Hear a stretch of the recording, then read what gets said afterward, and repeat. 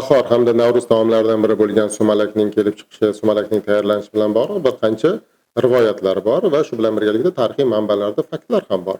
Sumalakning tayyorlanishiga oid rivoyatlarda uni suv va malak farishta so'zlaridan kelib chiqqanligini aytadi. Ya'ni farishtalar suvdan tayyorlagan bir taom ma'nosini bildirishini aytishadi. Vaholanki farishta so'zi malak ma'nosini arab tilida anglatadi va bundan ko'rinadiki, sumalakni arab xalqlari tayyorlagan bo'lishi mumkin degan faraz yuzaga keladi. Aslida bu mubolag'ali, chunki arablar ko'proq ko'chmanchi hayot kechirganlar va ko'chmanchilar orasida dehqonchilik bilan shug'ullanish deyarli sodir bo'lmaydi va dehqonchilik bilan shug'ullanmagan aholi albatta bug'doy bilan bog'liq mahsulotlarni, bug'doy bilan bog'liq taomlarni pishirmaydilar.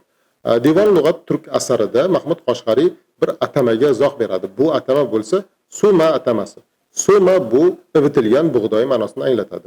Lak esa bu loq so'zining buzilgan shaklidir. Ya'ni bug'doy zor yoki ivitilgan bug'doy zor ma'nolarini anglatadi. Shundan sumalloq, ya'ni ivitilgan bug'doy zor ma'nosidan kelib chiqib, sumalak so'zi kelib chiqqan bo'lishi ko'proq tarixiy haqiqatga yaqindir. Chunki bu taom o'troq xalqlarining, dehqonchilik bilan shug'ullanadigan xalqlarning taomi bo'lgan va Mahmud Qoshg'ariyning fikrlari ko'proq haqiqatga yaqin deb hisoblashimiz mumkin.